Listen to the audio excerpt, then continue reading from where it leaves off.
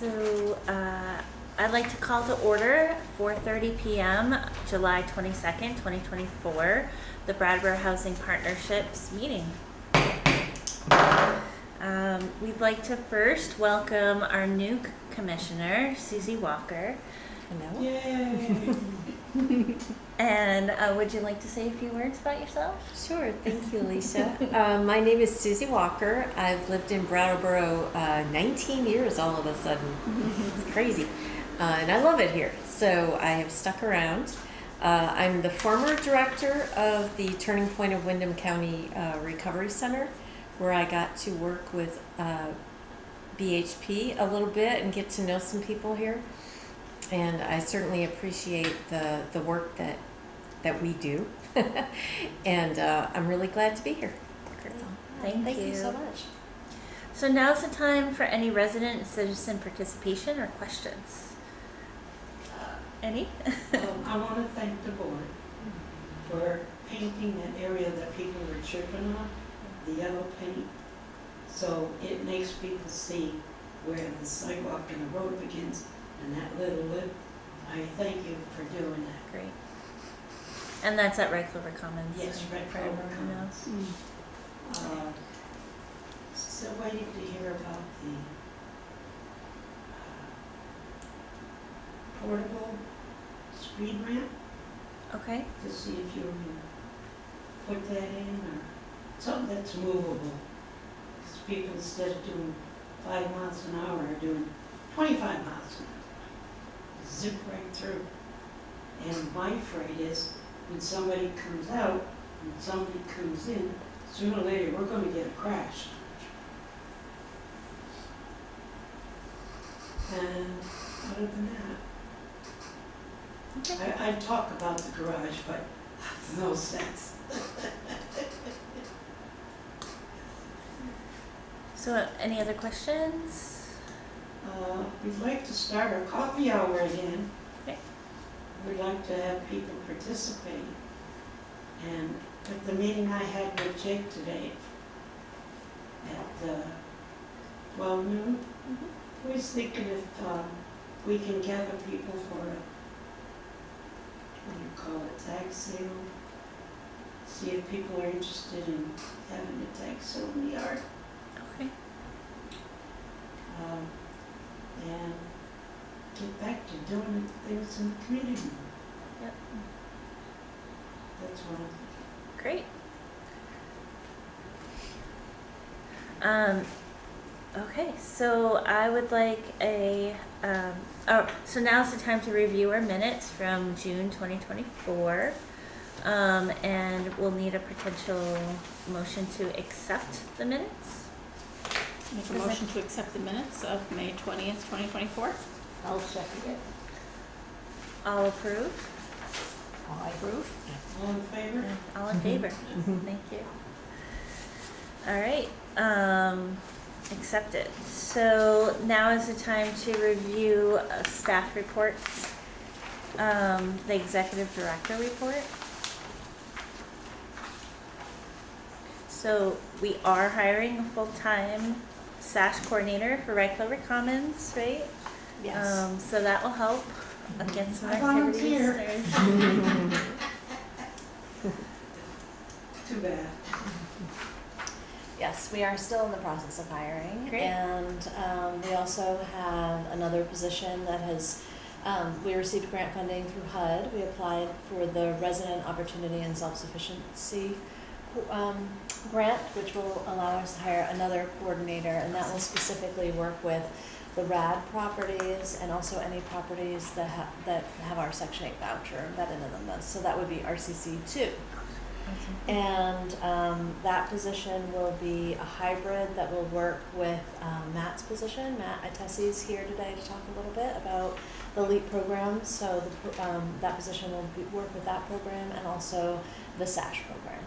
Awesome. And we're hopeful that they will be sort of the catalyst to organizing more community programming as well. That's great. Yeah, that's amazing. So we're excited to have it. We're only one of 2 housing authorities in the state that received funding for it. So feeling really excited that we're able to do that.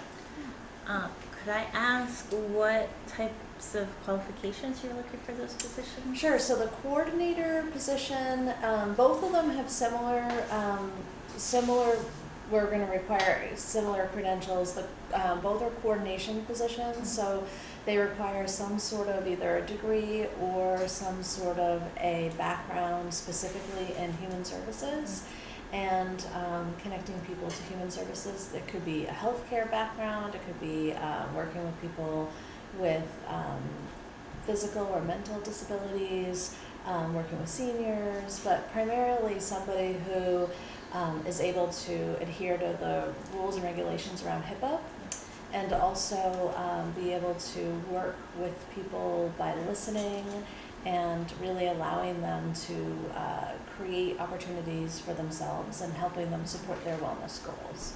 And so we've been successful in the background having people who might have L&A experience or potentially worked as a care coordinator for another facility.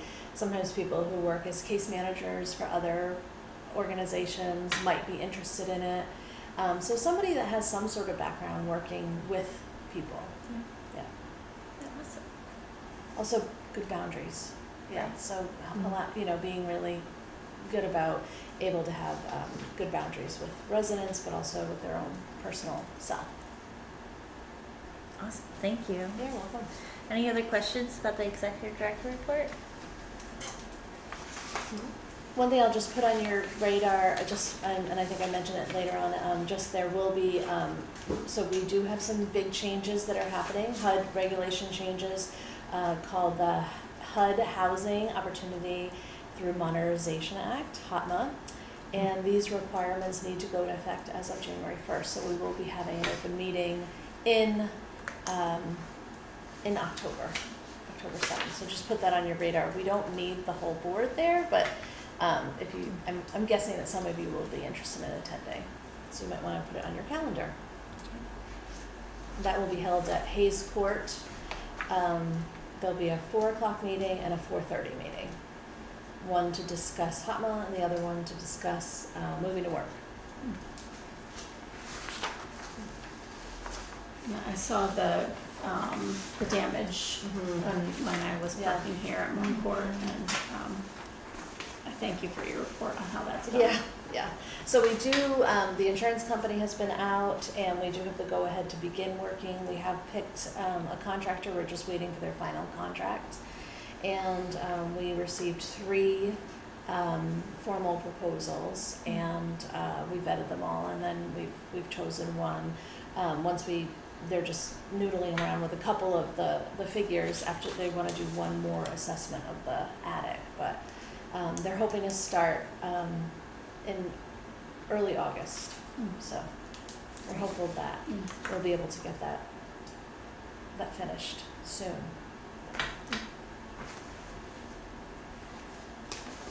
Cool. Thank you. So next is the monthly property management update for June 2024. Any questions or comments?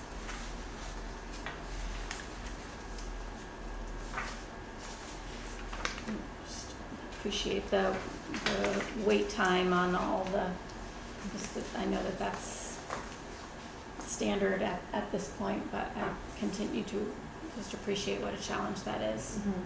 Yeah.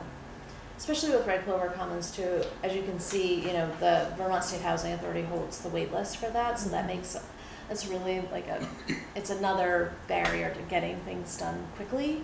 And you'll see like at Red Clover Commons too, we'll have one vacancy and then it'll get leased up right away, but with the other, there's been a couple of reasons. So one is definitely we've lost a lot of residents very quickly, unpredictably, due to illness or death or relocating to a higher need of services. That population was the eldest population of our portfolio. Bless you. But also the fact that we've sent out 200 applications. We normally are able to purge our wait list so that we can kind of get closer to the people who need it sooner. But because we don't hold the wait list, and Vermont State Housing holds the wait list, we work with them, and it's been definitely more of a challenge. But we're getting closer. Yes. Question. Vermont State Housing, do they hire the people coming in Red Clover month? I mean, to move in, or do you guys? To be what? I'm sorry. Hire them. I mean, move in, get people to move in. So we screen them, and then Vermont State Housing we take them from Vermont State Housing's wait list, and then we will do the initial screening, and once they meet our qualifications, then Vermont State Housing will screen them. Oh,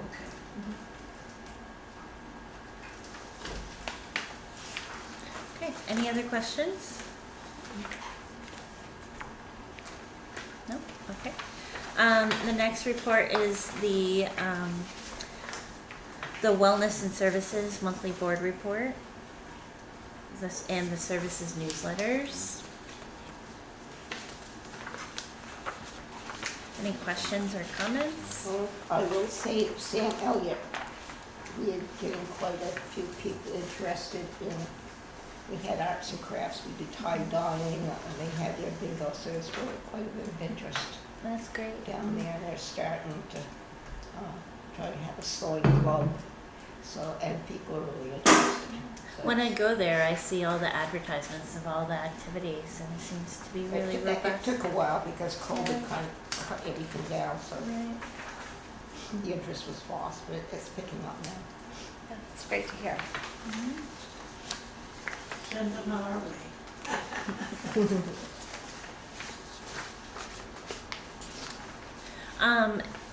So next, Matt Tessie is here to talk about their Learning Employment Academic Program, also known as LEAP. For any questions that we have, and give us a little overview, right? So I got some brochures. I don't know Thank if you. everybody got brochures, Thank and I put together a little snippet of some programming Thank you. statistics for everybody, and bring some extra one. But like Alicia said, it's the Learning Education Academic Program. It is now year 2. But quarter 1 is just wrapping up, so the actual time of running the program is just wrapping up. So, we're looking at just making sure everybody gets letters, participating or not, and closing out the quarter as of October or September 30th, with a new quarter beginning October 1st. I wanted to kind of just give you an overview, kind of what I kind of see with the Apricot program, the collects and stats.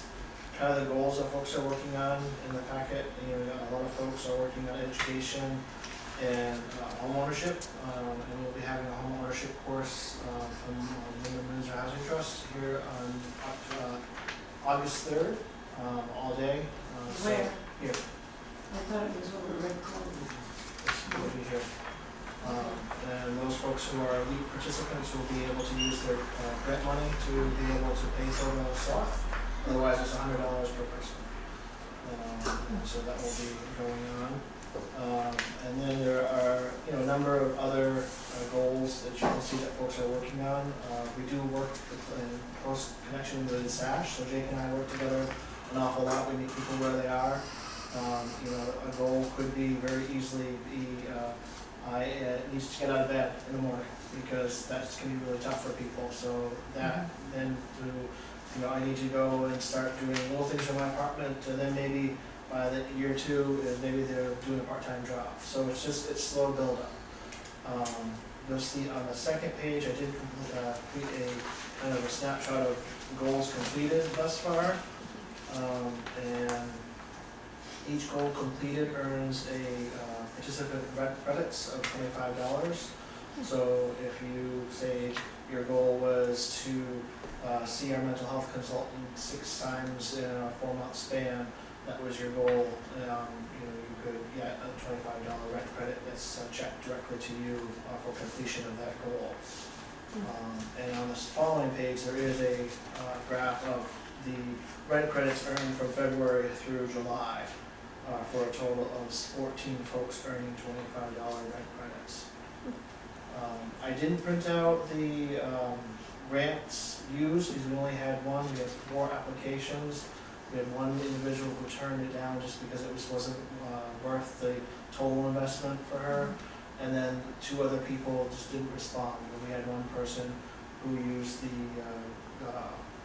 $100 for post-surgery strength training, went to the gym. And then, like I said before, we will have the availability of folks, if their goal is homeownership, to be utilizing that grant money to pay for the housing ownership course. And then finally, just this is the graph I usually put in the newsletter, but one of the things that we wanted to show is that we wanted folks to be increasing their self-sufficiency, and one of the ways we're measuring that is through income.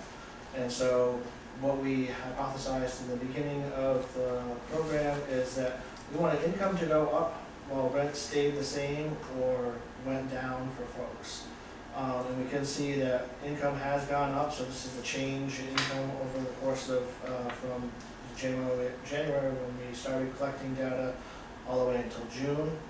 And then the following page is the rent information. And the 2 peaks that stick out, the 1.4K and 1.5K, represent the change in market rent in March, and the move-ins, move-outs. We had people with income moving into residence, which caused the increase. So those were the 2 kind of outliers. But otherwise, we can kind of see the rent. If we take those 2 peaks out, the rent kind of does go down on average. I did try to include the average rent from the beginning was $594. The change in rent overall was a $23.77 decrease, and the new average rate rent was $570. So overall, we did kind of see a reduction of about that $23, and I tried to do the same thing for the income as well, where we saw an income increase from $30,742 to $31,705. With an average increase of $963.98. So Apricot has been a wonderful piece of equipment to be able to use to plug in numbers. I was just giving these wonderful graphs. Heard you can do that in Excel, but I try to avoid the headache, and Christine's been gracious enough to make sure we have the technology and invested in that for us. So I don't know if there's any quick questions. I don't know how much time I have allotted, but wanted to make sure kind of give you the update. Yeah, any questions? I liked hearing some of those stories. You were giving me some examples or whatever. Can you without giving away someone's private information, can you color some stories about what are people doing? I've had an individual who was unemployed, and she was able to find employment through working with me.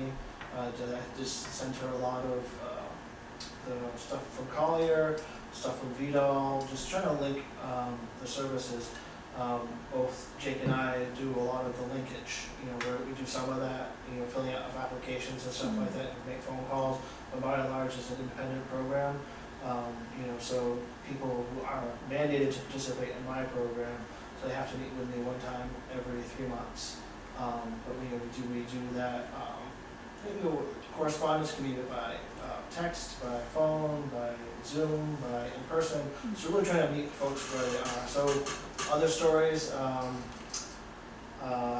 with the woman who took the $100 grant for physical therapy, just working with her at post-recovery, just keeping in contact, trying to make sure we coordinate stuff, what is needed, what do you need to do for now, mapping the surgery time, things like that. So just a lot of coordination, and just really trying to be that point person to kind of guide the work, and so I'm just trying to think, so other goals that we completed, someone got their lead abatement and their, I think, asbestos removal, their licenses, so brand spanking new. And let's see what else. Some folks helped out with their mental health by meeting with a mental health consultant. let's see, transportation, so that's getting your license, or renewing your license. We have a number of folks who are looking at completing their GED by the end of the summer.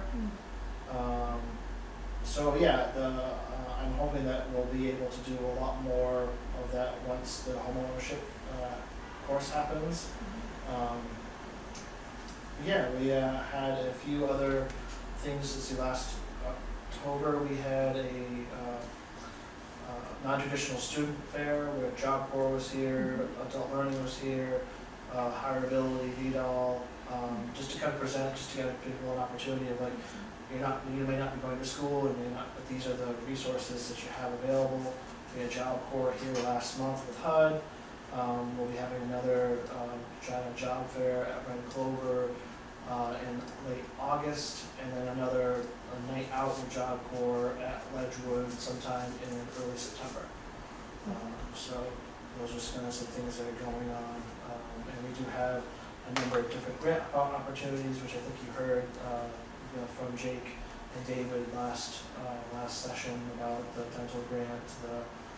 We'll have a communities grant that we'll be rolling out, the Hannaford's grant, and let's see, there's one other one I can't remember off the top of my head. But we have some different opportunities to really be able to inject some really good things into the community with some money to help out with that. So, That's incredible. yeah. Yeah. And so Matt will be helping us to track make sure that we're meeting the goals of the grant, but also then track the results of the grant through the Apricot software. So the Apricot software is a software that we invested in about a year ago, which specifically tracks social service programs. It was something that we really didn't have. It's not, we have a specific software for our HUD programming, but it doesn't really give us the tools that we needed to develop some of these innovative programs. And so we're going to be able to utilize that to also track the results of this. So we're raising that money through the housing. So we have another board that raises money, Housing Opportunities, Brattleboro Housing Opportunities, Inc. And so with that board specifically only raises money specifically for resident services, because as you know, like for our budget, we don't have any funds left over to support those things. So we needed to do it some other way. And so Matt's been great about trying to help us manage the outcomes of that. Great. So I have a question about your mental health services. Are any referrals going to outside agencies, or are they all staying in They're with our working outside in-person? agencies, ACRS and the retreat primarily, and we were able to work with the retreat and Wyndham Windsor in regards to sharing a mental health consultant. Right. So able to see folks on a very short-term basis to really kind of navigate stuff, not in a treatment model, but more of just kind of like setting stuff up in transition to someone in the community. So someone that be struggling with some depression or anxiety, and be able just to kind of go, well, this is what anxiety is, and this is the ways that it alleviate some of that fear, and then make some of those connections, kind of warm hand up that we speak so often about. That's great. Thank you so much. Do you think that helps meet the barrier of, like, before we had the mental health consultant, to meet the barrier of people seeking outside referral I think it was just sources? a great opportunity to have something right then and there. Some of the research that we're looking into right now, folks, there's a term called NEET, which is not in employment, education, or training. And it's folks who are 15 to 24 primarily that are looking at the outlook in at the job market in the world as a whole, and kind of seeing the amount of work being put into making a living. The cost of everything is so darn high that they put a primary price tag on social interaction. A lot of those folks do have a significant diagnosis of depression or anxiety or post-traumatic stress. So there is a lot of that, and our population does have a lot of that as well.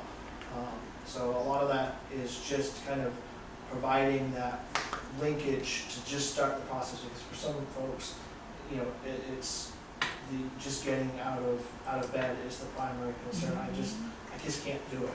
And to have someone that we can, don't have to wait on a wait list. Then we have them come over, we meet with you. So again, we're known quantities on the sites. So to have one more person that's just right there, he's here Wednesday, half day, Thursday, Friday, full days. That's great. So we're able to fill his schedule and have folks see him.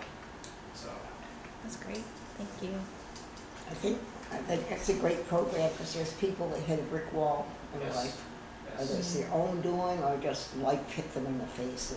It's good to give them incentive to, yes, there is help, but I'm not ashamed to seek it. Yeah, and a lot of the overlap that we're able to do too with Jake, you'll see on that first page that in your packet, is some of the SASH goals overlap some of the LEAP goals, and we're able to help kind of incentivize those things too. So if Jake comes up with someone who's like maybe a little resistant, sometimes you see them 4 or 5 times and we can give you a little bit of money. Sometimes that is the linchpin that if I don't have to spend $25 of my own money on gas, I might be able to do $25 more in groceries, or I might be able to do, and sometimes that leeway is enough to kind of have that person take the breath before they kind of go back and go again. So. Great. Well, we really appreciate your time and all your information. This has been a really great overview. Thank you. Yeah, anybody need an extra packet? I just wanted to keep one for my note. Yeah, that would be great. I'll give you. She gave me hers. Oh, Did she have another one? No, I have. Okay, she has one. Oh. Okay. Then never mind. Oh, okay. Sorry. Sure, I'll take one through that. Thank you, Matt. Yeah. Thanks so Any much. other questions? Okay. Appreciate you. Yeah, thanks for your time. Thank you so much. All right. You can go well, home Appreciate and enjoy your family. Have a great night. All right, so the next report to review is the Section 8 Shelter Plus Care monthly program update for July. Any questions or comments?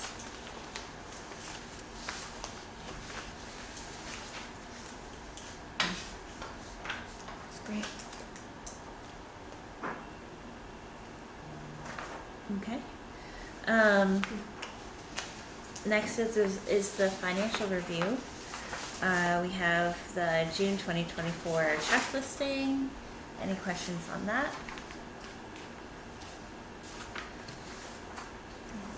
And then we have this new resource for us. It's the RAD fiscal year 2023-2024 financial breakdown. This beautiful chart. Yeah, so I thought this would be helpful. We gave this also to the RAC board, so the Resident Advisory Communication Committee received this today, and they reviewed this information. This is specifically for the RAD properties, so we also have this information for our tax credit properties. I wanted to have them review this first to see if this made sense to them, and then we can give them the other properties as well. But they're really to be honest, they're very similar. So this includes all of the 4 RAD properties. That's Samuel Elliott Apartments, Hayes Court, Ledgewood Heights, and Moore Court. And the interesting thing about this is we can also break this down per property to review. So this is for fiscal year, which ended at the end of March 2024. So our fiscal year runs from April 1st through March for the RAD properties. And so this really gave us a great snapshot. I know we reviewed the end of the year report last month, but this really gives you a great snapshot of a couple of really important markers. So the first is just the average amount that a person pays for their portion of the rent. So that comes out to $460. And that's an annual amount of $5,530. So obviously that's going to vary dramatically throughout our portfolio, but that is the average. And so we also have, I'm sorry, that was the tenant portion is $404.73 and $4,856. The HAP portion, which is the rental assistant payment, is a little bit more, and so it's on average $460 a month with an average of $5,530 a year. So that being said, I think it was helpful for the RAC board to see, I think there was some question around, well, where does the money go? You know, we pay all this money in rent, where is it going? And so this gives a really clear understanding of like, this is where it all goes, and that we actually, at the end of the day, lose money on the properties. The Moore Court in Ledgewood Heights, we lose a lot more money. So we lose an exorbitant amount more than we do at Hayes Court and Sam Elliott. Hayes Court and Sam Elliott actually make up the difference a little bit. And that really has to go around people paying their rent. So it has to, I'm sorry, what? Yeah? You guys got color. Oh, okay. We didn't. Okay, well, I can hand you a color one. Would you like it?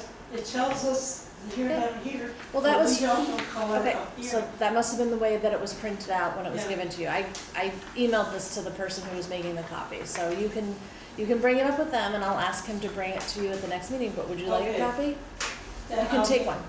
Okay, I have more. I because brought a bunch. definitely. Sorry, I can't get it. Thank you very much, that's really helpful. Thank you.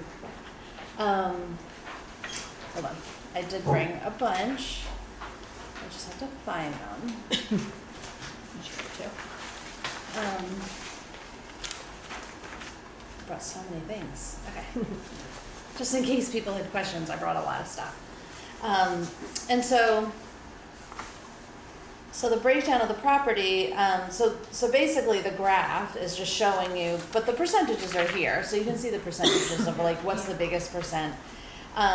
And it really breaks down, so property management fees are primarily administration, right? Like, so the salaries of the people who work at the organization and the benefits and all of the other pieces that have to go towards employing people. But as you can see, like, legal costs are pretty exorbitant. I mean, for people to pay 3.5% of their rent is going to legal costs seems, that to me is a place that we could really save a lot of money. We also are, another big problem is that we're not always getting the tenant's portion of the rent. And so we have, if you look at the property manager's report, I think we're $30,000 behind at Ledgewood. So that's a couple of apartments where they're really far behind. We're talking about like $10,000 behind at a time. And so we have no choice. Part of our rental subsidy is that we have an agreement with the federal government that will offer rental assistance, but people have to pay their portion of the rent. So we can't say to people like, oh, it's okay, don't worry about it. Well, our obligation is that we have to go forward with that. So that's where our legal costs are really expensive.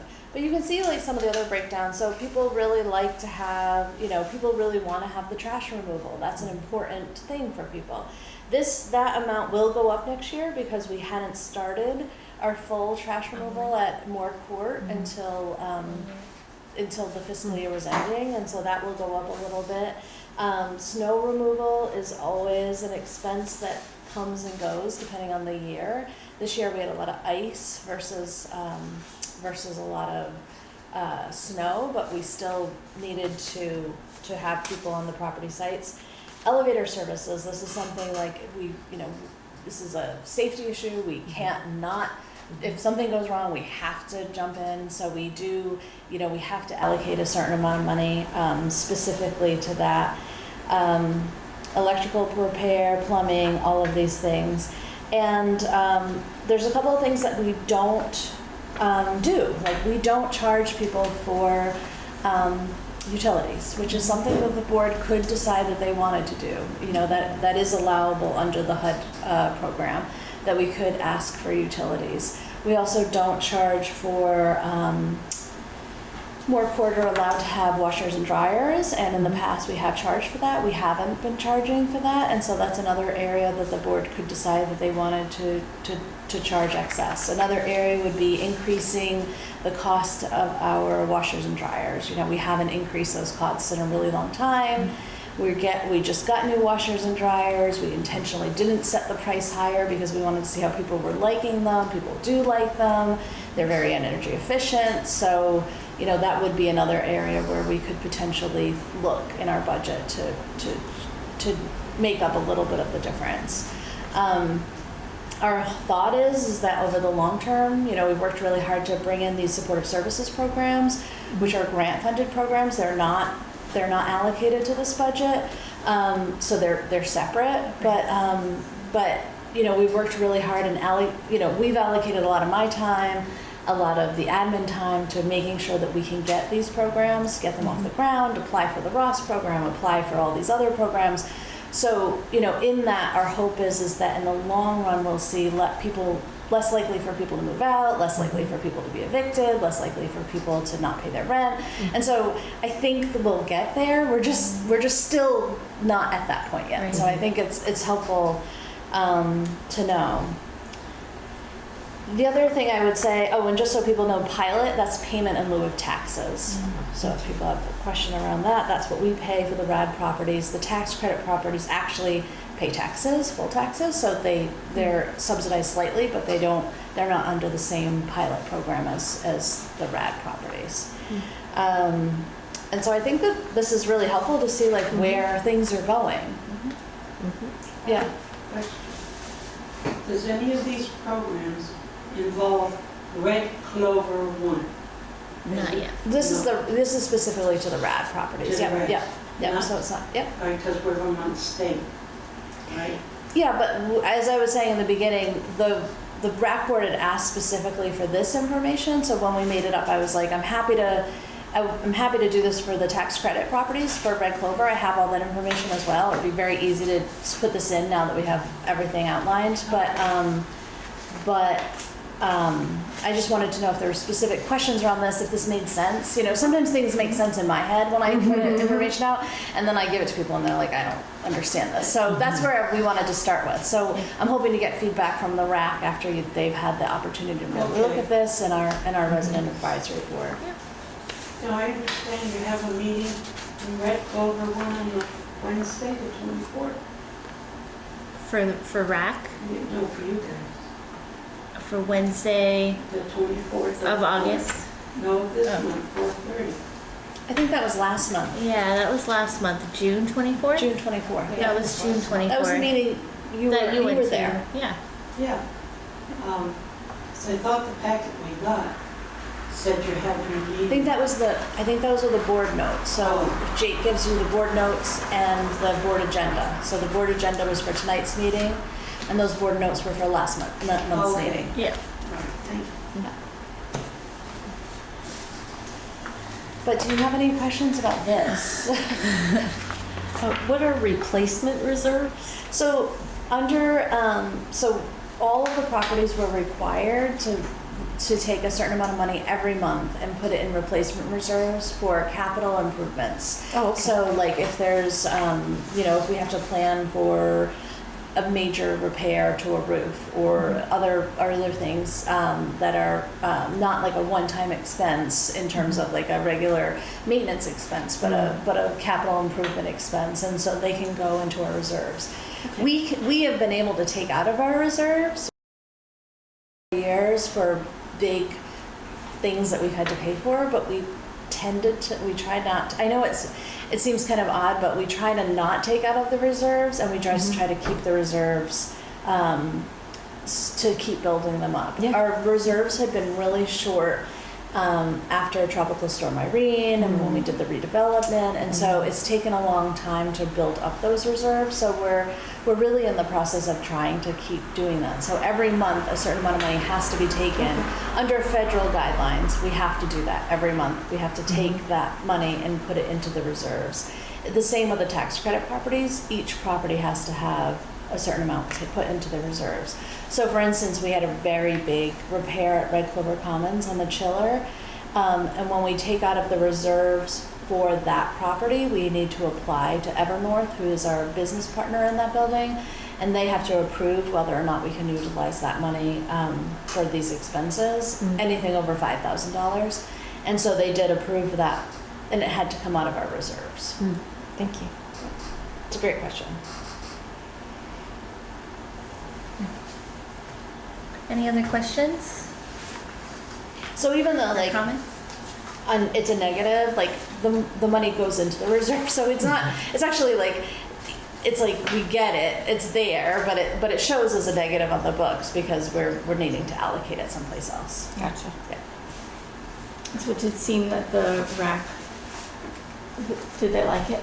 Is this what I'm they- not sure. I didn't get a lot of feedback Is yet. it- Oh, it was just, Yeah, it was just today, so I haven't gotten a lot of questions about it. I think it's a lot to understand, and I think it can be discouraging for people. You know, like I think it's hard for people to these numbers. So we're only allowed to charge a certain amount for rent. We can't charge more than what HUD regulates us to rent, and it's substantially lower than what we pay out in the community for our Section 8 program. So we're able to pay to the Section 8 program. I'll just give you a quick example. Sorry, just give me 1 second. It's just that I have all these papers, and I specifically. Yeah. So through the Section 8 program, we're able to pay for a 2-bedroom apartment in the community, $1,474. Okay. For our program, we're only allowed to charge for a 2-bedroom apartment at Ledgewood Heights in Moorcourt, $938. So that's like a huge difference in money, right? Yeah. And so when you think about like in the community, landlords are really like, you know, they're like, that's not enough to do what we need to do. It's hard for us to house Section 8 people with this amount of money, but yet we're having to do it on substantially less. And so even if people pay the full market rent, like even let's say they make above the 30%, and even though they live in our housing and they're not getting a HAP subsidy and they pay that full $938, it is substantially subsidized than what you would pay in the community for a 2-bedroom apartment. And so that's all the money we have to work with for that apartment. We don't get an additional $500 a month from somebody out of somewhere else. That's all we have. And so we have to base our budget on those numbers, which are really low. And I think when residents come to us and they're like, well, we want to do X, we want to do this, why can't we do this, why can't we do this? And then we show them the numbers, it's really deflating. It's really hard because there's only this amount of money. There's no additional money. And that's why we work so hard to apply for these other grants so that we have money to spend. We apply for the Hannaford's grant to have food programs. We apply for the SASH program to bring in resident services. Like we apply for all these programs intentionally because we know that the HUD subsidy is so low. We don't have funds to pay for those things from this. And so I think it was good. I think it's going to take a while to sink in, and I'm going to go to the RAC meeting. Jake really felt like it was important for them to get the information first, process it together, and then have me go. But I think what I have a hard time with is it can be really discouraging for people when they see those numbers, because even though they're paying such a big part of their income, it doesn't equate to really what we need to really adequately do the work we're doing. And so we have a lot of creative ideas about redevelopment at some of our properties. Michelle has been working on that with us. So, we want to do substantial improvements to some of our properties, but it's going to take a lot of creativity. It might be pulling things out of RAD, keeping the subsidy, but pulling it out of that housing and going more with like a project-based voucher. So it's a lot of information. So I think knowledge is power. It's powerful for residents to know what there is, but at the same time, I think it can be discouraging. But I think the more they know about it, the better it will be for them too. Yeah. Okay. Any other questions before we move on? So just a brief review that our check signing assignments, we have Commissioner Green for August and Commissioner Wright for September, and then after that we'll have you ready to step in that role. So yeah, and I'm always back up. Oh, okay. If anyone needs help getting that done, I'm always back up. So thanks. Yeah. So the next we'd like to review the Melrose Terrace redevelopment. It's the weight. So just a very quick overview. We were able to meet again last week, I think, and yeah, the 11th. And so we have received the preliminary drawings from the architect for the Red Clover Commons redevelopment. We're looking at 31 one-bedroom units. And we have completed phase 1, which was focused primarily on potential funding sources, and we're continuing to evaluate BHP office space needs. We're going into stage 1B, which is focusing on cost estimates, so basically looking at the plans and then sending it out to evaluators to see like how much this is actually going to cost and if it matches up with what our estimates originally were. And then figuring out what the financial feasibility is of that project. M&S is also sending out requests for proposals for contractors to evaluate pursuing historic preservation funding, also for civil engineering, geothermal, technical evaluation, and a cost estimator for the project, and the initial environmental site assessment. So we're going into the next stage to see how, basically if what our initial plans will actually work. So we're getting it going forward, moving forward. Exciting. Yeah, this stuff always feels really slow in the beginning, and then everything starts to go really, really, really, really fast. So it's great that we're, it feels like it might be taking a long time right now, but I think once we get those people in to do these evaluations, we're going to see things start to move ahead pretty quickly. Awesome. Thank you. Next, we'd like to review the Brattleboro Housing Opportunities Inc. financial statement. Also, just for our viewers, we are actively looking for members for that as a volunteer to help fundraise. So if you're interested, you just reach out to Christine Hazard in Brattleboro Housing. Yeah. And I think right now we have 3 people who have committed. Awesome. So we're in good shape. That's really great. Yeah. Cool. And we received 802 Credit Union. We received a donation from them recently, and let's see where it is, for $1,000. So towards the playground grant, which is great. That's great. So how much more are we trying to raise for just the playground? For the playground, we are still, we're about $20,000 short, although BHP was going to contribute part of that, so we're really looking at about $8,000. Great. Yeah. Almost there. Awesome. Yeah. That's great. And then we have a couple of grants, community building grant, which is a 3-year grant of $7,500 a year. And that's specifically for community building for Ledgewood Heights and Moore Court. That's just starting to get off the ground. We have our dental grant, which we're also just still working on the structure of that. And we have the Hannaford's grant, which is money specifically around food programmings at our senior sites, senior and adults with disability sites, through the SASH program. Wonderful. Yeah. Any questions or comments about BHOI? Sorry. Okay. So next is board business. I just wanted to check in about the Brattleboro Housing Employee Appreciation. At our last meeting, Commissioner Green and Commissioner Stroud had agreed to work on that. Were you able to meet yet? No. Not yet. Okay. So we'll report back out next time. Cool. After we have October 26th is a good change. So October 20, what was that? October 24th. No, he hasn't contacted me. Okay. So yeah, at our next meeting, we can just check in again about that. And then our board retreat.